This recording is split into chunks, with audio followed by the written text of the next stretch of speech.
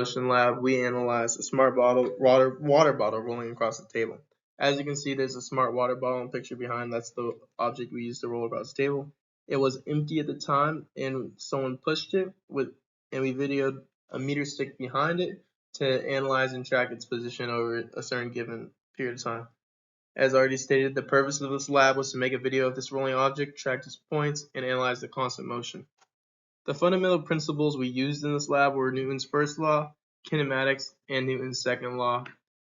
And a quick analysis of the results is that the glow script yielded a slope of about 0.36, which is similar for our slope from the tracker application, which was about 0.3622.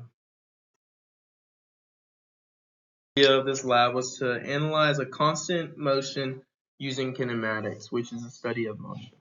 So the main equation we focused on for this project was RF equals RI plus V average times change in time, which is the position update equation.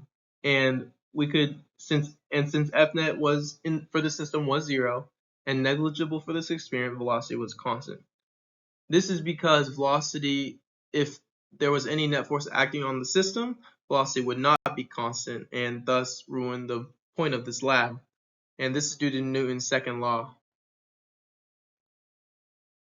It shows a scatter plot and a line of best fit, which would accurately depict the object's motion.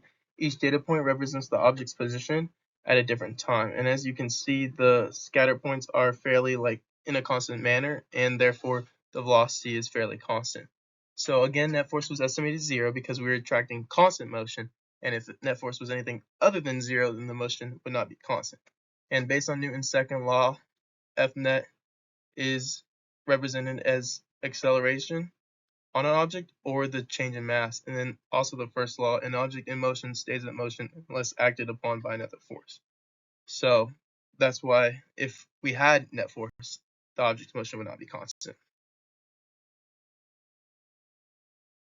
This project included a meter table, the original applied force of the push, the water bottle, and gravity, as which the table isn't necessarily, we didn't know if it was perfectly flat. So all these played a role in the object's motion, and we evaluated that at the end.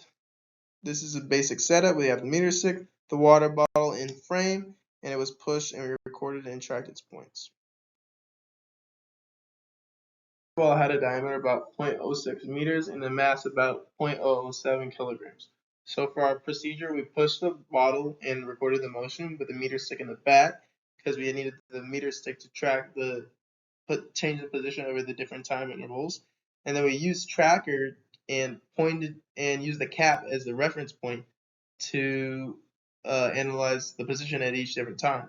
So then we put this tracker data into a scatter plot and used the slope of the scatter plot, of the trend line of the scatter plot, to code and analyze glow strip animations, which are to the right.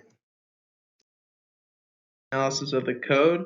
We have our time being less than 0.8 since our video is only less than 1 second long of usable video. So we did that, and then the only change to this was adding 0.036 to the ball position vector because it was constant motion. It had no net force, so that should be 0.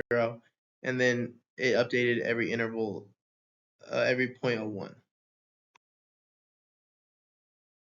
Strip line, which is in orange, and the tracker line, which is in green, are closely related as the glow strip line has a slope of 0.36 and the tracker line has a slope of 0.3622.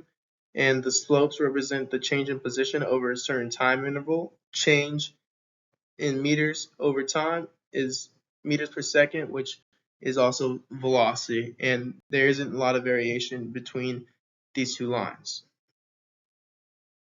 Possible error in this project could come from unorganized tracking, frictional force that we didn't account for in the possible slant of the table, which could increase the magnitude in the negative Fy direction. Frictional force and possible slant would change the net force on the system, but since it's a constant motion, net force should be 0, so that's why we don't account for it in this lab.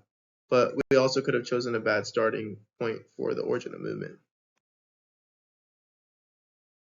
If we change the axis, we would have a negative velocity since velocity is a vector quantity it does have a direction. And then we cannot actually calculate the individual forces at play, but we can calculate the sum as a total, and that's F net equals 0, which we estimated throughout this whole project. For the forces at play in this project are friction, normal force, etc. And these are my citations.